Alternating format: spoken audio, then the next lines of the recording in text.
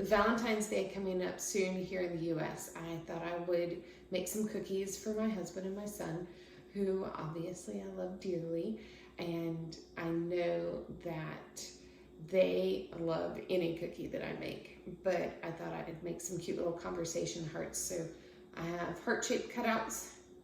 I remember getting conversation hearts for Valentine's Day when I was a kid, and I always hated the way they tasted. Now they luckily have sweet-tart ones, so I like those much better. But the old ones that they just used to have cute little sayings on them. It's almost like text talk before texting was even a thing. And then we're also going to make little arrow cookies so you can be shot in the heart with love, and round out the cookies today with some lips to represent all those kisses and love that you want to get for Valentine's. So I made the cookies a few hours ago, and I've got some icing that I whipped up previously, but my icing is all white at the moment. The conversation hearts are normally pastel colors. That means that hopefully I won't have to mix too much color in, but I've got gel food coloring, and I'm ready for a workout because that's what it takes to get your royal icing to the right consistency. I have a cup of water and each of my different royal icings in their own container, so I can color them separately. You really don't need nearly as much as you might think, but this is going to take some stirring, so I'll be back with you in a minute. I've finished up all of my icings. I have some pink and a light purple, and holy cow, you want to know how many drops I had to put in to make this? It's almost black. At a certain point, you don't want to eat any more food coloring, so I didn't make it all the way black. It's just really dark gray. But I was really thinking about using that on the arrows and the fletching on those, and so we won't be using very much of it. But once you're ready, there are really nice disposable piping bags that you can order, or you can be very awesome for the environment and actually wash out all of your piping bags, but they're extremely hard to get clean. So yeah, the environment bites the dust. I'm a terrible person. But so whatever piping bags you choose to go for, I truly suggest that you turn them over like this. You can either hold it in your hand, or you can put the icing bag down inside of a tall cup if you need to fill it up. I'm just gonna hold mine in my hand and then put some in, scrape it off against the side. And I actually have one more icing color to make, but I'm using the white first and then putting that in the bag. So you want to squeeze it all the way down, the icing, squeeze it all the way down. And really, you don't need very much. That's all that I'm using. And it'll probably be enough for the cookies I'm making today. And then if you want to, you can knot it off. You can also put rubber bands around it to keep it tight. And then, of course, you can buy a little gadget that is supposed to close your icing bags for you. But I'm going to load up each of my colors into these and be ready to pipe them in wood. I'm all set up to decorate now. You can see that I've made up the little baggies of my different icings. These bags are really small. They pretty much just fit in the palm of my hand with about maybe 2 inches sticking out. And the bag fits very nicely in the crook of your thumb so that you've got good control. Icing cookies is definitely all about control. How much flow you've got going out of the icing bag at once. So when you cut off the tip, you want to make sure that you flatten out. So there's this line on the top of the bag. Get it on the top, flatten it out, and then you want the tiniest little cut possible. So the tiniest little cut possible. Just go straight across, and then you will have a cut. Now you can always come over to your paper towel, because I like to set up my Lazy Susan. So I've got my Lazy Susan here. It makes my cookie spin around, so it's nice and easy to decorate. But I like to set it up on a paper towel, and then I can always come in and wipe the tip of my icing bag if I need to, if it's got a clog or something like that.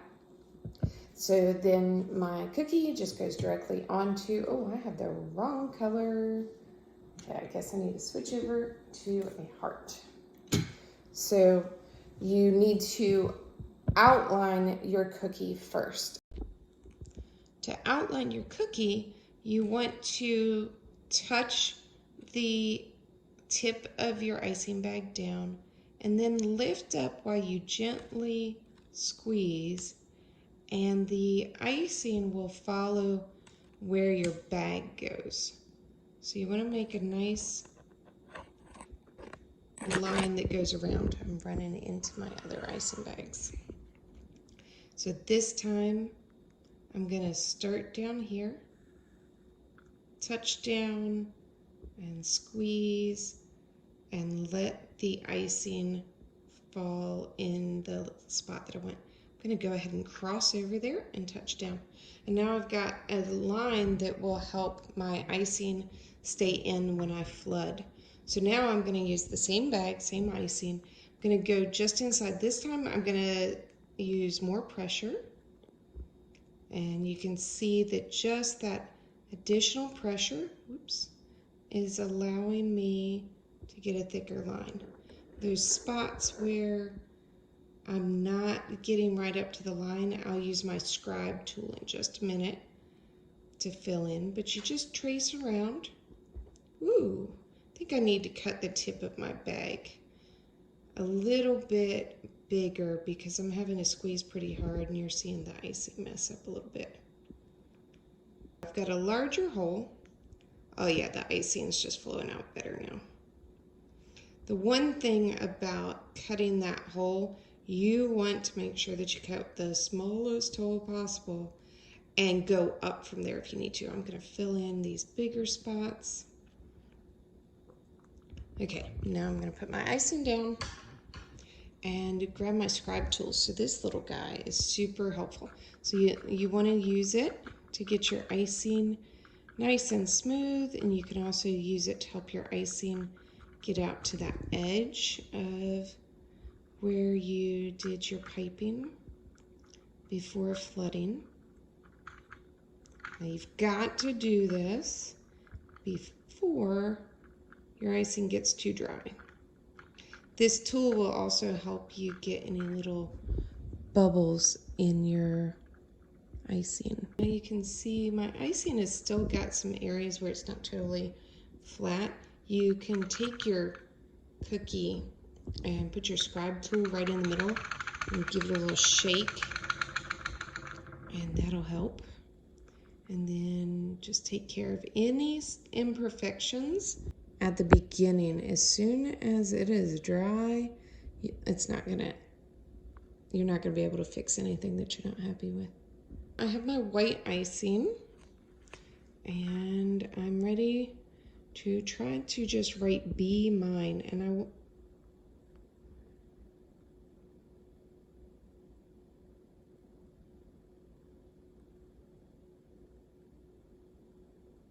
Alright, that's a respectable B.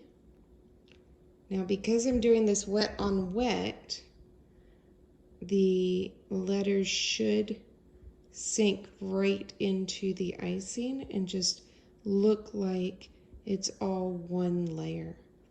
If I did this when the green icing was dry, then it wouldn't sink in.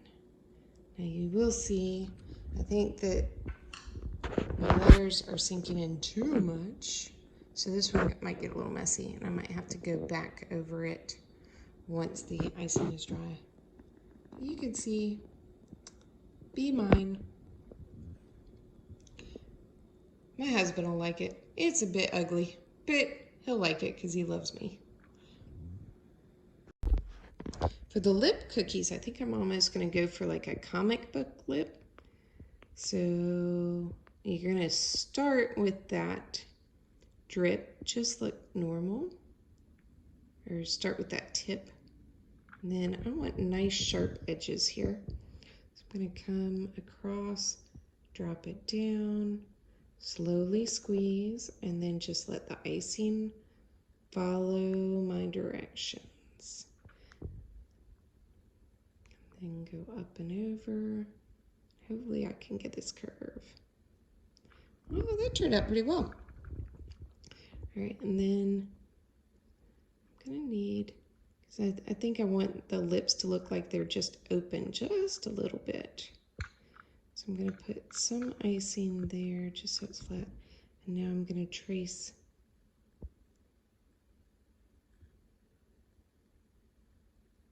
kind of like if the mouth was open just a little bit.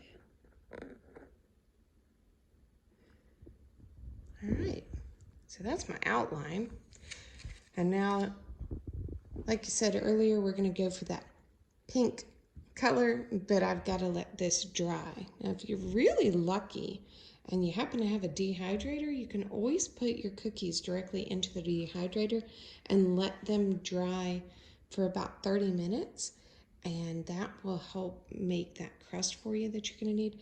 I'm gonna let this one dry and come back to it after I've decorated some of the other cookies, and I'll show you what I end up creating. But this guy's got to dry, at least crust over a little bit, so maybe 15-20 minutes. You could also put your cookies in front of just a fan and let them get a little bit of a crust before you flood in more.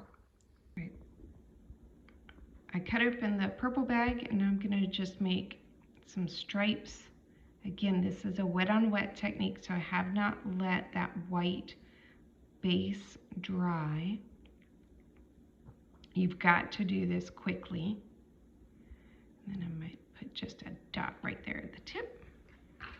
And then grab that scribe tool, and then I'm just gonna try and make this look almost like there's some motion to it. That's also how, if you're gonna make like a spider web cookie, you can do the same technique and make that spider web design. Now at the base, I need to do the fletching that would allow the arrow to actually stay in flight. Oh, that was really bad. Okay. This bag really did not want to flatten out when I cut the tip of it off, so that's making it really difficult to actually pipe. Now what I could do, if I didn't want to deal with the shape of this bag, and I'm really not liking it right now, I could go ahead and put this bag in another bag. Instead of having to clean this bag out, just put it directly into another bag, snip off the tip of that one, and then squeeze the two at the same time. Then this icing would flow into the other bag and then come out, because it's a bit of a pain to clean these guys out. You could also just cut off a bigger tip and squeeze it direct. I'm gonna do that same feathering technique on my fletching, but this time I'm going to make my lines come out to the side. Ooh. And I'm gonna have a bit of a curl to the end, and we'll see how that looks with the feathering. Ooh, that line is all kinds of crazy. Maybe it's a Bob Ross line. It's just a happy little line. And then I can just flood in here with my white. This is when you're happy that you don't actually make cookies for a living, and it's okay if your cookies are a little wonky, because really, these are Valentine's Day cookies for my husband and my kiddo. They're gonna love whatever I make them, and they're gonna eat it, especially if they ever want more cookies, so they know not to complain. Oh, all right, so grab that scribe tool, clean up anything you want. This cookie is looking a bit like a hot mess, but it'll be all right. So now we have an arrow straight to the heart and the Be Mine cookie. I'm a little afraid to try those lips. We'll see what happens. here we go. Okay, this is really hard because I'm holding the camera in one hand and actually filming in the other. So good luck, guys.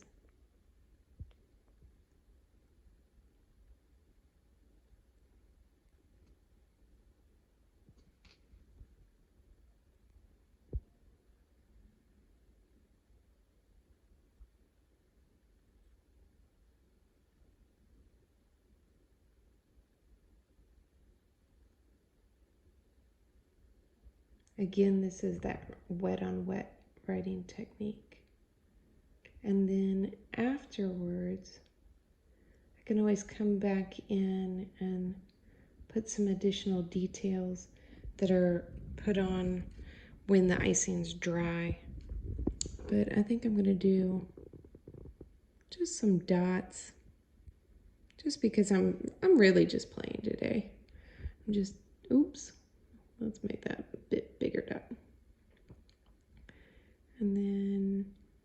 And these dots, again, will just sink right into that icing, just like the word smooch did.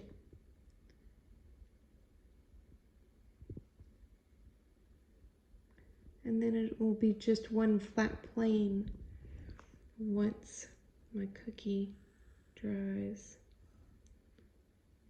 I don't know, maybe this makes it look like it's a diseased lip. It's bad.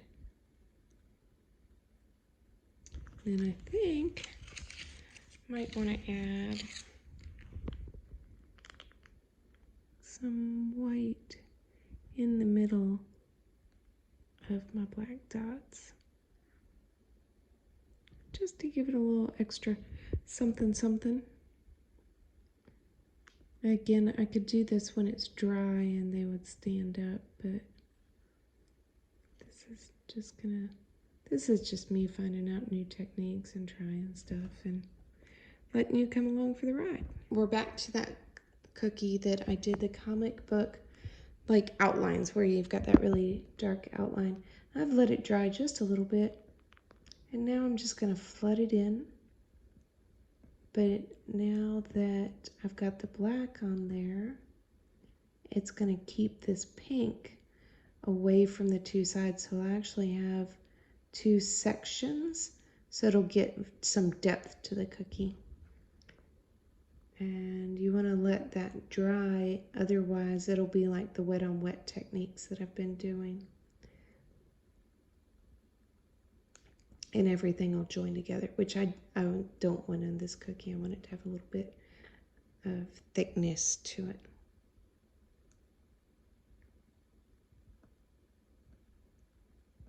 Ooh, might be getting too close to the edge there.